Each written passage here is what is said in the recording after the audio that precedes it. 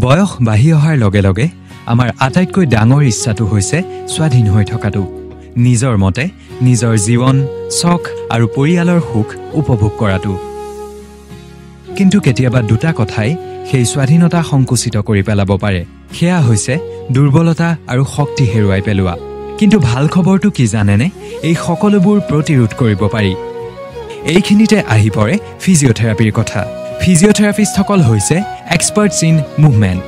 আমি আপোনাৰ ভৰি আৰু কেন্দ্ৰীয় পেশীবোৰৰ বাবে গুৰুত্বপূৰ্ণ শক্তি গঢ়ি তোলাত সহায় কৰিবলৈ কিছুমান পাৰ্চনেলাইজ প্ৰগ্ৰেমছ আগবঢ়াওঁ, য'ত আপোনাৰ বেলেঞ্চ আৰু কনফিডেন্স আচৰিত ধৰণে উন্নত হয়। আৰু প্ৰতিৰোধ আৰম্ভ হয় ঘৰৰ পৰাই। কিছুমান সৰু সৰু পৰিৱৰ্তন যেনে বাধাৰ সৃষ্টি কৰা বস্তু আঁতৰাই পেলোৱা, পোহৰৰ ব্যৱস্থা উন্নত কৰা ইত্যাদিয়ে বৃহৎ পাৰ্থক্য গঢ়ি তোলে। তাৰোপৰি সহজ দৈনন্দিন ব্যায়ামেৰে আপুনি নিজৰ ঘৰতে আপোনাৰ ষ্ট্ৰেংথ শক্তিশালী কৰি তুলিব পাৰে।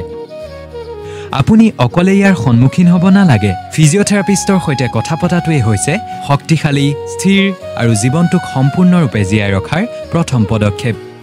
নিজৰ আত্মবিশ্বাস পুনৰ লাভ কৰক, নিজৰ স্বাধীনতা ৰক্ষা কৰক, শক্তিশালী হৈ থিয় দিয়ক আৰু দীৰ্ঘজীৱী হৈ জীয়াই থাকক। আজি বিশ্ব ফিজিঅ'থেৰাপি দিৱস। এই দিৱসৰ তাৎপৰ্য দিশ বিবেচনা কৰি এটা বিশেষ কথা আপোনালোকক ক'ব খুজিছোঁ। মোৰ জীৱনৰ দীঘলীয়া অভিজ্ঞতাৰে এটা কথা যে আমাৰ বয়স বাঢ়ি অহাৰ লগে লগে শাৰীৰিকভাৱে কিছু পৰিৱৰ্তন অহাটো স্বাভাৱিক, কিন্তু সেইবাবেই আমি স্নায়ুবিক দুৰ্বলতাক আহ্বান কৰিম বা হঠাৎ পৰি যাম, সেয়া আমাৰ কাৰণে অৱধাৰিত নহয়। তাৰ বাবে প্ৰয়োজন আমাৰ চেলেঞ্জ।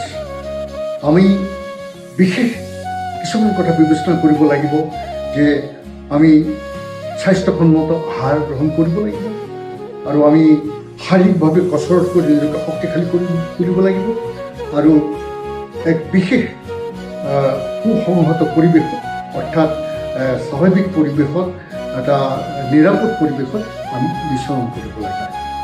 এই বিশ্ব ফিজিঅ'থেৰাপি দিৱসত আমি শক্তি আহৰণেৰে সচেতনভাৱে আমাৰ দুৰ্বলতা আৰু হঠাৎ পতন ৰোধ কৰাৰ সংকল্প লওঁ।